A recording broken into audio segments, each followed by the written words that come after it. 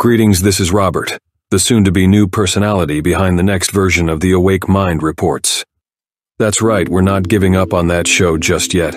But for those of you who were expecting to hear the musings of Old Man Earl, don't worry, he's coming right up. But our astute producer, Mr. Jason, felt compelled to set the stage given the rich tapestry of narratives that awaits you. Though you'll be treated to a dramatized reenactment, know this. Every word, every sentiment has its genesis in a genuine conversation, echoing from the hallowed halls of a covert fraternity. And before your mind races to the Masons, let me halt you right there. The tapestry of secret societies is vast, intricate, and filled with shades you might have never imagined. Mr. Jason's own tryst with one such fraternity forms the bedrock of this presentation. As if weaving tales from yesteryears, he's cherished and preserved the raw, unfiltered transcript of that very dialogue all these years. So why should you, among the myriad digital distractions, gravitate towards this video? For one, it peels back layers, offering an uninhibited view into a realm rarely glimpsed, a realm where a seasoned adept and his eager disciple dive deep into discussions, animated by passion and driven by a sacred oath to their order. Curious about the enigmatic great work that's been whispered about in shadowy corridors, at its heart, it's an odyssey, a quest to shatter the chains that bind us to a perceived temporal spatial prison. The digital alleys of the internet might be abuzz with hushed conspiracies, but few truly pierce the veil, skating on the periphery without embracing the profound core. To embark on this voyage of comprehension, one must recognize that liberation is the ultimate quest. Every other path is a mere detour or deviation, or worse still, a distraction. And the last thing you want is a space-time distraction that compels you to burn through a few dozen reincarnations and few hundred years, chasing after some time-space illusion. Even though that's what some of you are doing right now. But that's okay because that's why you're here trying to wake up. But we digress, so let's get back on task. And now, without further ado, immerse yourself in the video and let the journey begin. Earl, you have the floor, old friend. In the hallowed corners of a discreet upscale restaurant somewhere in Boulder, Colorado, a backdrop framed by enigmatic mountains and the whispers of its trees. David Coleman, a man steeped in mysticism and with an aura of being on a first-name basis with the universe, found himself seated across Matthew Simpkins, a seeker. "All right, David," Matthew began, the glint of youth juxtaposed with the hunger for ancient knowledge evident in his eyes. "Hit me with the gold nuggets. What would you say to a newbie like me looking for the map to the metaphysical?" David, reminiscent of an old ship's captain, sipped his coffee and chuckled. "3 words, young Padawan: Qabalah, astrology, and tarot." Matthew blinked, a bit taken aback by the succinctness.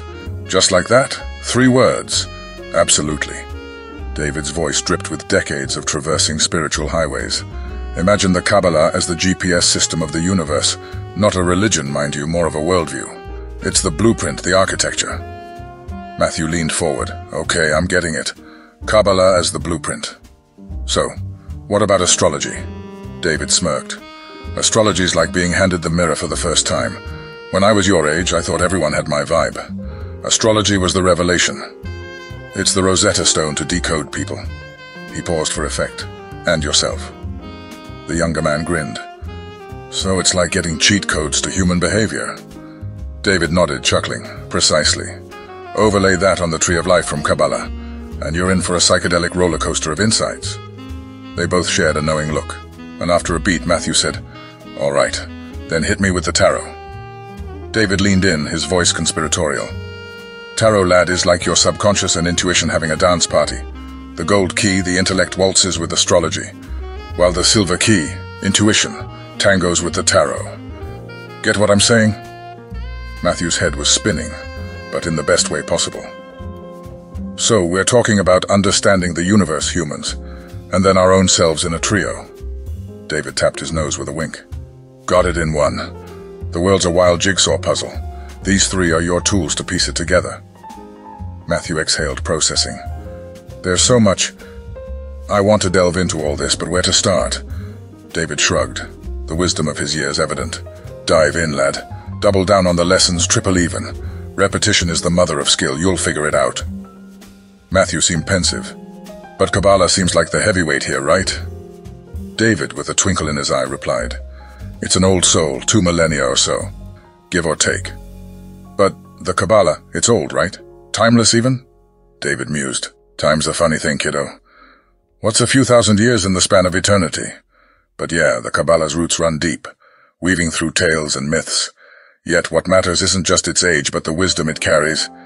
It's like an old wine. You respect it for the years, but you cherish it for the flavor. Matthew took a moment to absorb that, his fingers tapping rhythmically on the armrest.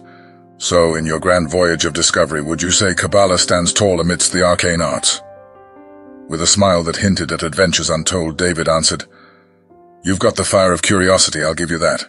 See, everything's got its charm. Tarot's got its mystique. Astrology, its cosmic dance. But the Qabalah, it's like the spine holding it all together.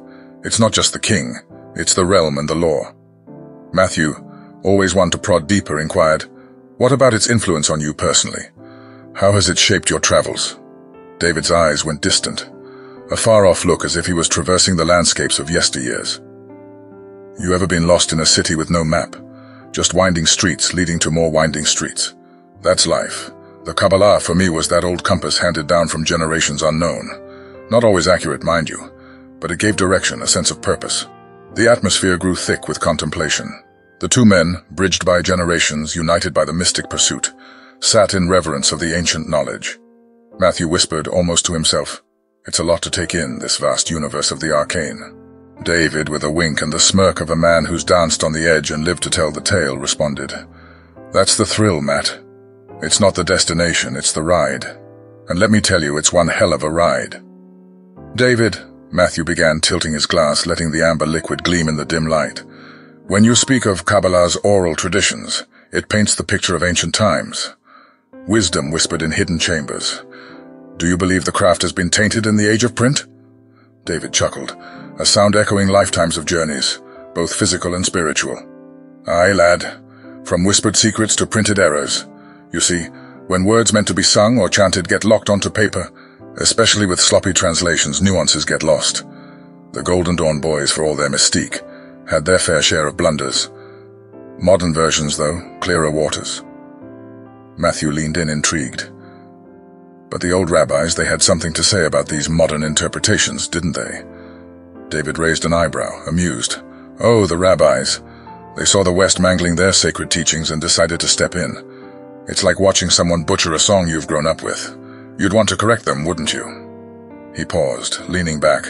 The Qabalah's a living thing, evolving with every practitioner that ponders its depths. Like a river, ever-flowing, ever-changing. And the tarot? Matthew probed, eyes gleaming with curiosity. David smirked, swirling his drink. Oh, the tales they spin. Ancient Egyptian origins, divine channels, all that jazz. Truth be told, lad, the tarot's younger. Its soul is from the Renaissance, though its spirit feels ancient. Matthew's brows furrowed. So the tales are just tales, David interrupted with a wink.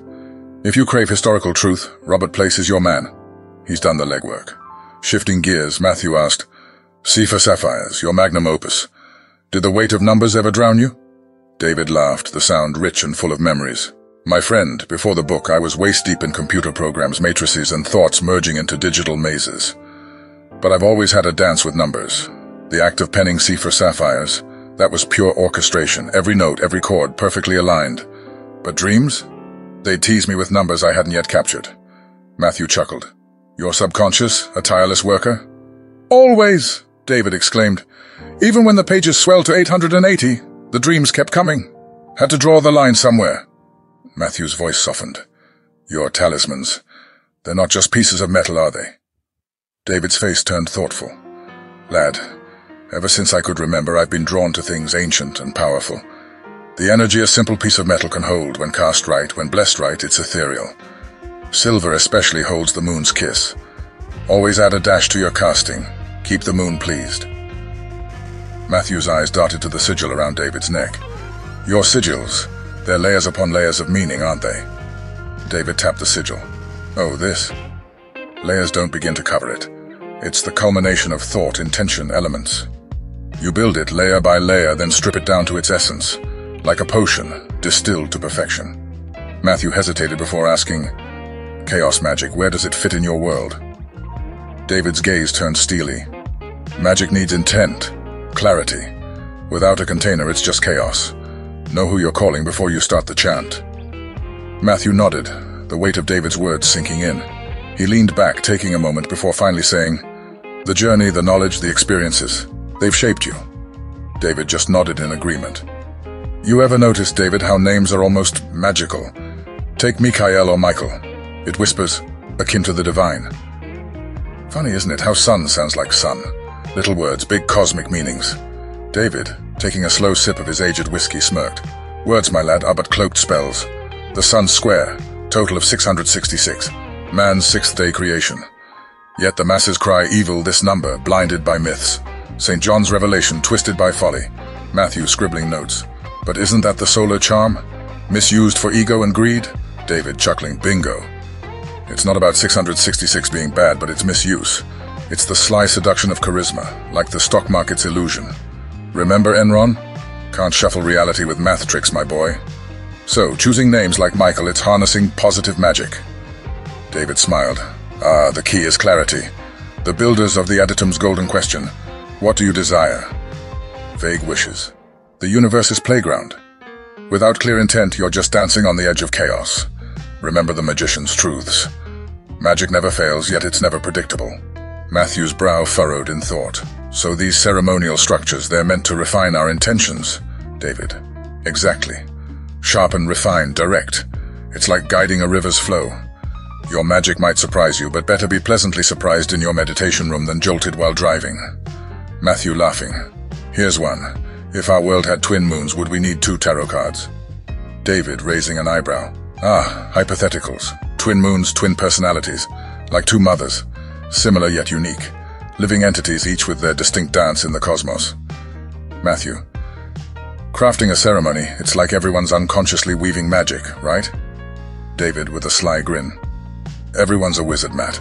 But wiser are those who know it. Ignorance may save you, but once enlightened, no more safety nets. A well-meaning mother's prayer can be the darkest spell if it chains another's dream. Matthew. So the more we know, the more responsible we become. David. Spot on. Every ritual should start with a divine call. Know it like your own pulse, and always, always keep a balance. Invoke one force and the universe tilts. Let every cosmic entity know so the dance remains harmonious. Matthew in awe. Your depth, David, it's magnetic. David with a twinkle in his eyes. Years of chasing horizons, lad. Seek, stumble, learn, repeat. That's the magic of life. And in that hazy, timeless space, tales of the mystic danced between the mentor and the seeker. A dialogue where wisdom was the only true magic. The sun had almost set, and the room was tinged with a golden hue. An antique record player hummed softly in the corner, the vinyl's grooves birthing a tune from the 70s. You'd think, for a man like David, the technology of today would have swept him off his feet. But that wasn't the case. Life had taken him through the winding roads of experience, and he held onto bits of the past that resonated with him. A self-made man, David had seen it all, from the bustling streets of the Chicago financial world as a floor trader, to the quiet monasteries of Tibet. But here he was, exploring the realms of the unknown with Matthew, a young and eager journalist. David, a silver fox with lines of experience carved onto his face, leaned back, his fingers caressing the stem of his glass filled with a golden elixir. You know, Matty, he began, a sly grin forming. Life's a lot like this whiskey, intricate with hidden notes and always surprising. Matthew chuckled. Well, speaking of intricacies, I've been pondering something, David. This idea of rituals and consecrations, it's like we're trying to dance with the spirits, right? Offer them a seat at our table. David let out a hearty laugh. Ha! Well, it's like inviting guests over. Once the party's done, you don't want them sleeping on your couch forever, do you? Give them a nod, a thank you, and then send them on their way. Matthew curled an eyebrow, intrigued. So it's about balance? A nod from David. Exactly. Everything in its right place. It's like setting the table. Start, middle, end. And don't leave the spirits hanging. Always send them off with a proper goodbye. Picking up the cue, Matthew ventured. And in this mystical dance, ever stepped on a toe, David? David's eyes twinkled mischievously. Oh, lad. Once trying to cast a Mars talisman in the blazing summer, the darn metal just wouldn't liquefy. But you know, sometimes the universe throws a curveball, and you've got to hit it back with style. And that's just life. You roll with it. Matthew smirked. Or in your case, melt with it. They both laughed, the sound echoing in the dimly lit room. David took a moment, sipped his drink, and continued. What you might see as a disaster today might just be a stepping stone for tomorrow. Life's a series of ups and downs, but it's the ride that counts. There was a silent acknowledgement between the two, a mutual understanding of the vastness of life and its many interpretations. Matthew, ever the journalist, moved on. David, a question from our readers about the Tree of Life and its numerical system. David's eyebrows shot up.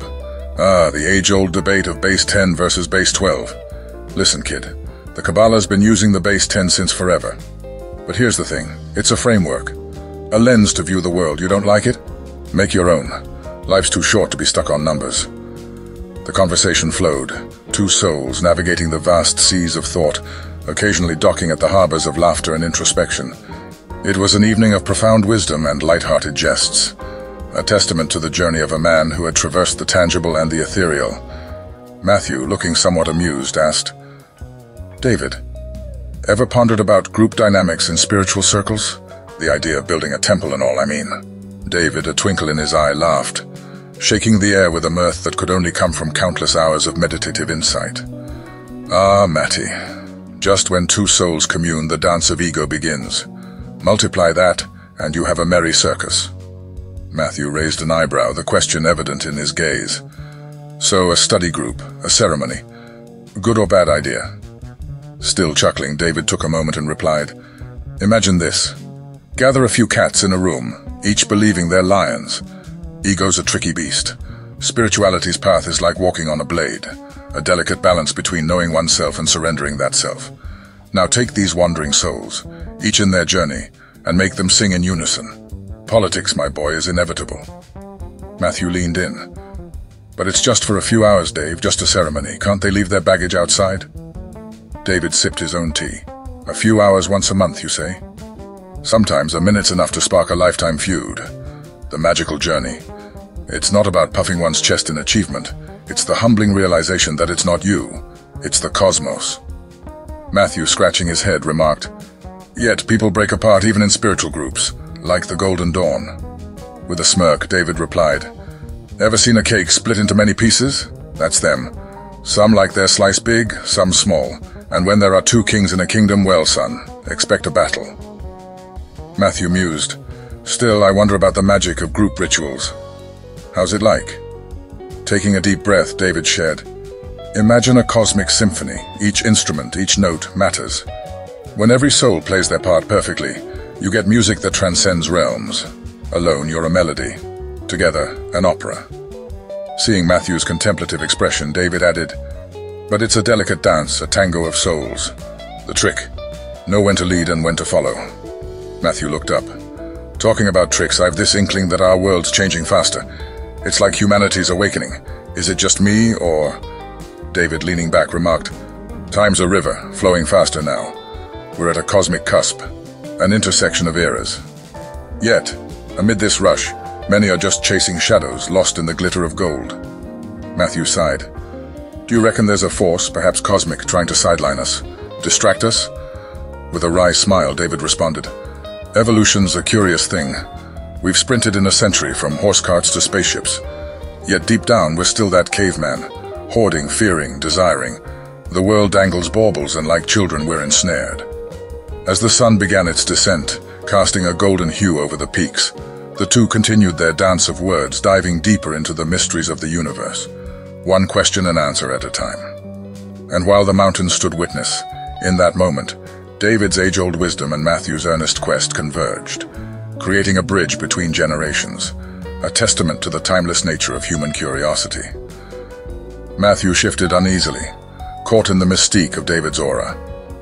David, he began, brushing an invisible speck from his pants, you've painted a rather bleak image of group dynamics, especially in the mystical world. I've always thought the spiritual realm was purer somehow. David took a slow sip from his glass of water, the droplets catching the candlelight. Well, Matty boy, he began with a smirk, the spiritual realm might be pure, but it's the humans who muddy the waters. Think of a clear river, flowing pristine from the mountains, but as it descends, picking up the dirt and debris from the towns and cities. Matthew nodded. I get your point. But still, this order we're a part of. Shouldn't it rise above such pettiness? David's laughter was infectious, hearty and genuine, echoing the years of experience. Petty? Oh, we're all a bit petty, even in the most sacred of circles. The trick, you see, isn't to erase that pettiness. No, it's to recognize it, own it, and then decide not to let it control the narrative. A pause filled the room, Matthew reflecting on the depth of what had just been shared. So it's about self-awareness. Spot on. The journey isn't about becoming someone new, but about discovering who you truly are, beneath the layers society's painted on you. David replied, drawing circles in the air with his finger. Matthew furrowed his brow, absorbing David's words. Earlier you mentioned a lodge here from the 90s. Why did it disband? David leaned in, his eyes glinting with mischief. Egos, Matthew. Egos as big as the Rocky Mountains. Humans have this innate desire to be on top, to be the big cheese. Even in a space that should be about unity and elevation, we bring in our human desires. Matthew chuckled. And here I was thinking joining the order would be a serene spiritual journey. David wagged a finger. It can be, young one.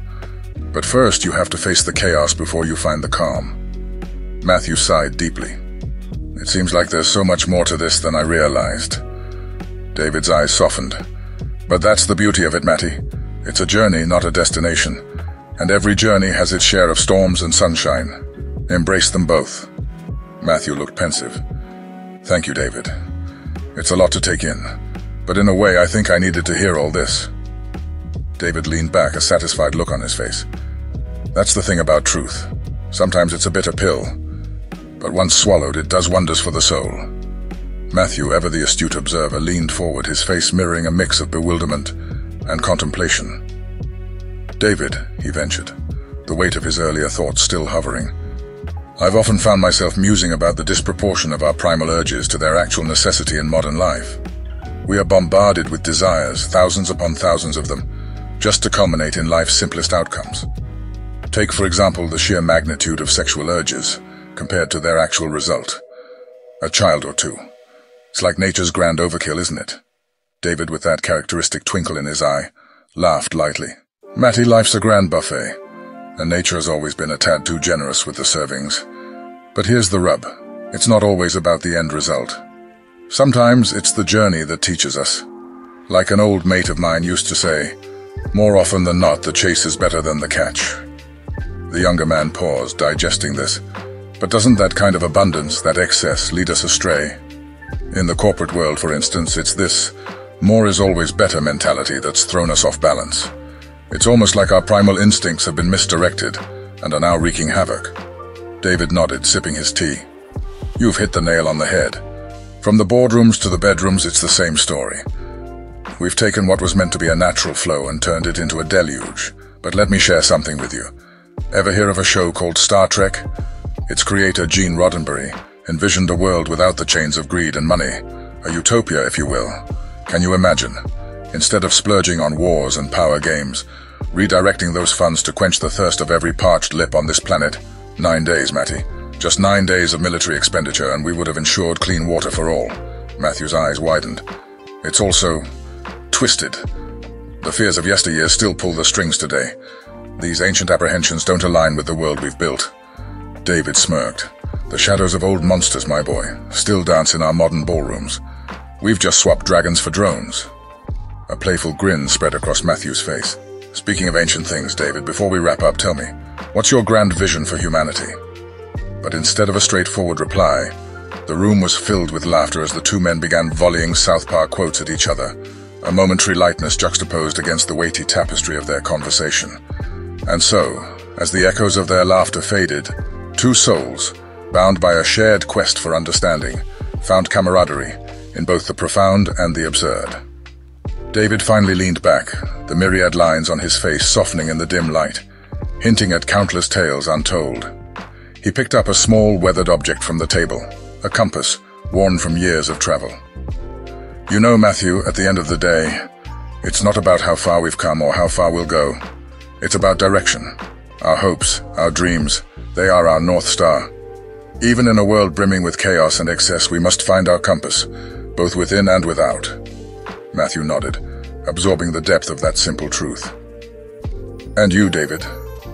What's your North Star? David glanced at the compass and then into the distance, a soft smile playing on his lips. To leave the world a tad bit better than I found it, to ensure that the next traveler has a clearer path and perhaps, just perhaps, to light a lantern in the dark for the lost souls. But enough of the heavy stuff for one evening. How about a toast to the journeys yet to come? Lifting their glasses in a silent salute, the two men let them meet in a resonant clink, crystallizing a bond that had been tempered and refined in the crucible of profound introspection and mutual enlightenment. As the night unfurled its inky cloak, enveloping the world in its embrace, that secluded corner of the understated yet articulate restaurant radiated a warmth, an incandescent glow of kinship, a newfound understanding, brighter than the most luminous star in the night sky.